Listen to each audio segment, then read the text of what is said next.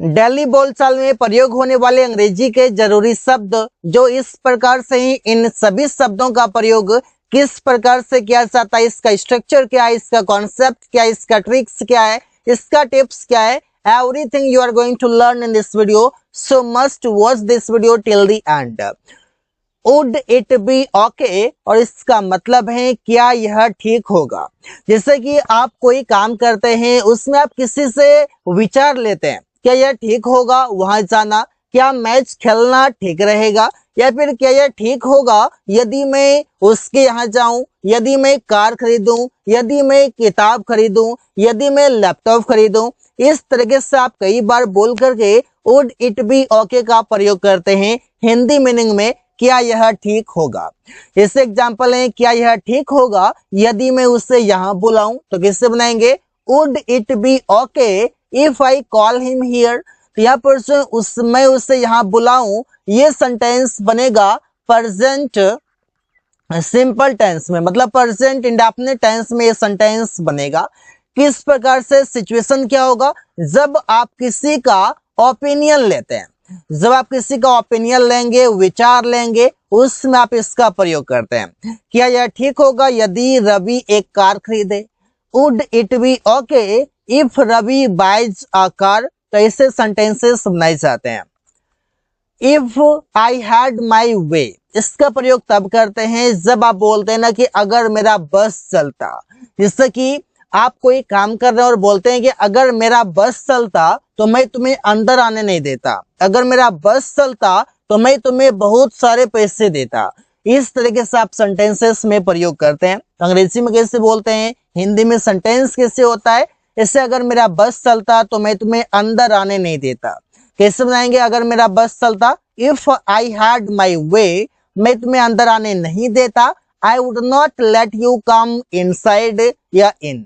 यहाँ पर जो स्ट्रक्चर होगा गाइस, सब्जेक्ट होगा, फिर वुड आप लगाएंगे, और वुड के बाद आप लगाएंगे V1 फिर ऑब्जेक्ट।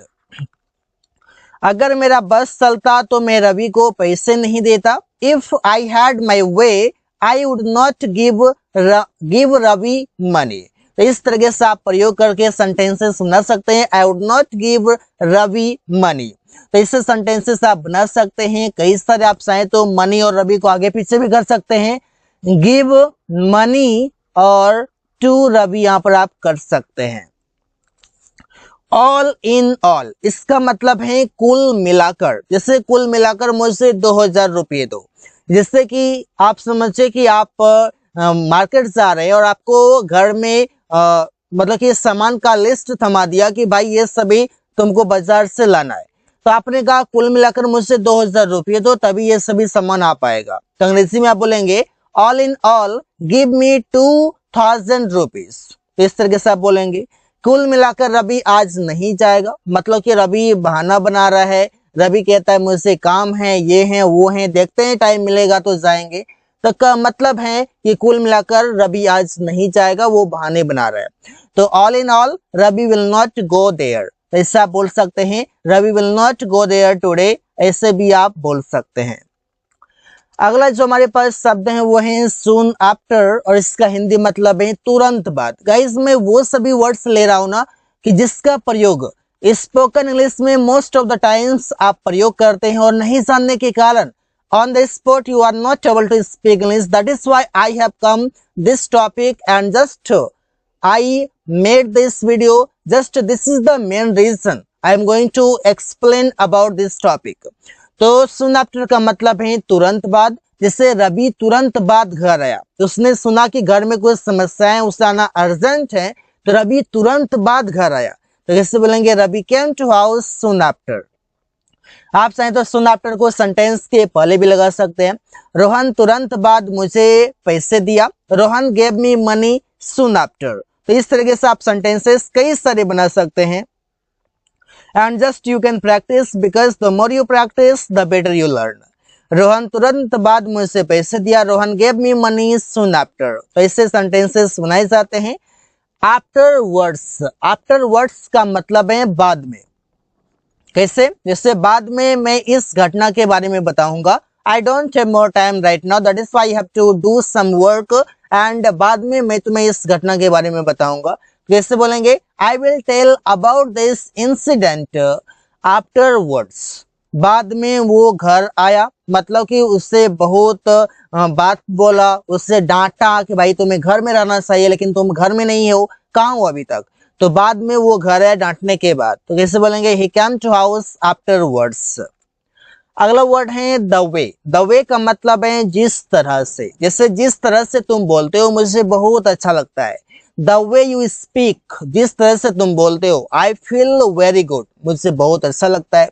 जिस तरह से रवि गाना गाता है। The way Ravi sings a song. जिस तरह से आप लोग अंग्रेजी के अभ्यास करते हो, जिस तरह से आप बाइक चलाते हो, जिस तरह से आप सुबह में मॉर्निंग वॉक करते हो, इस तरीके से आप प्रयोग वहां पर कर सकते हैं। अगला वर्ड है वन शुड लर्न, और इसका मतलब है कोई सीखे।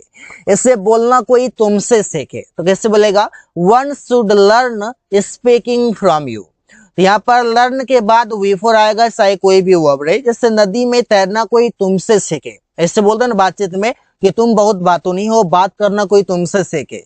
तुम इतना डिंग मारते हो, तुम इतना ये वो करते हो, ये काम करना कोई तुमसे सीखे। तो वहां पर आप प्रयोग कर सकते हैं। जैसे नदी में तैरना कोई तुमसे सीखे, one should learn swimming from you, ऐसा बोल सकते हैं। अगला वर्ड हमारे पास एज फार एज, और इसका मतलब है जहां तक। जैसे जहां तक पैसे की बात है मैं दे दूंगा। As far as money is concerned I will give, तो ऐसा बोल सकते हैं। जहां तक अंग्रेजी की बात है मैं सिखा दूंगा। तो जहां तक पैसे की बात है उसके पास बहुत सारे पैसे हैं। जहां तक समय की बात है वो दिन भर फ्री रहता है, तो इससे आप बोल सकते हैं। As far as English is concerned I will, अब यहाँ पर मैं सिखा दूंगा, तो उस जगह I will teach, not learn, I will teach. In terms of, इसका मतलब है के मामले में। कैसे होगा? मारपीट के मामले में मैं कहीं नहीं जाता हूं। कैसे बनेगा? आई डोंट गो एनीवेयर, मैं कहीं नहीं जाता हूं। इन टर्म्स ऑफ फाइट, मारपीट के मामले में। अंग्रेजी के मामले में रवि बहुत तेज है। Ravi is very intelligent in terms of English. तो ऐसे सेंटेंसेस आप कई सारे बना सकते हैं। अगला वर्ड हमारे pass on the pretext of, इसका मतलब है के बहाने। इसे बुखार के बहाने रवि स्कूल नहीं गया। Ravi didn't go to school on the pretext of fever. पैसे के बहाने तुम लोग किताब नहीं खरीदा। You did not buy a book on the pretext of money. तो किसी के भी बहाने आप कोई काम करते हैं, तो जो भी आप बहाना बनाते हैं उससे आप लास्ट में लिख देंगे ऑन द प्रेटेक्स्ट ऑफ के बाद। जैसे यहाँ पर फीवर है, बुखार के बहाने, मनी है, पैसे के बहाने, इस तरीके से। अगला वर्ड है सो व्हाट, और इसका मतलब है तो क्या। तो क्या वो पैसे नहीं देगा? इससे बोलते ना कि वो मतलब कि वो बहुत पावर वाला आदमी है, पावरफुल आदमी है, तो आप बोलते हैं क्या, तो क्या वो पैसे नहीं देगा? पावरफुल हैं या फिर जो भी है वो अपने से गए, तो क्या वो पैसे नहीं देगा? So what he will not give money, तो क्या वे लोग कमरा साफ नहीं करेंगे? रूम वे लोग यूज करेगा, तो कमरा साफ कौन करेगा? तो so what they will not clean the room. तो इससे आप बोल सकते हैं, सेंटेंसेस बना सकते हैं। Just take a situation and just speak on the situation, because the more you speak the more you make sentences, that is very fantastic for you all. How come, how come का मतलब है ऐसे कैसे। जैसे ऐसे कैसे वो काम नहीं करेगा, ऐसे कैसे तुम किताब नहीं पढ़ोगे, ऐसे कैसे तुम बाजार नहीं जाओगे, तो ऐसे बोल सकते हैं। तो कैसे बनेगा? How come will he not work, ऐसे कैसे श्याम यहाँ नहीं आया, मतलब क्यों नहीं आया इसके बारे में मैं जांच करता हूं। तो how come did Shyam not come. तो इस तरीके से आप सेंटेंसेस बना सकते हैं कई सारे। एनफ इज एनफ, इसका मतलब है बस बहुत हुआ। आप कैसे बोलते हैं? जब आप किसी भी चीजों को टॉलरेट करते करते आप एकदम बोर हो जाते हैं, आपका मन उब जाता है, तो आप बोलते हैं बस बहुत हुआ, अब मैं ये नहीं कर सकता। बस बहुत हुआ, मैं अब इंतजार नहीं कर सकता। बस बहुत हुआ, अब मैं उसके साथ रिश्ता नहीं रख सकता। I want to break up.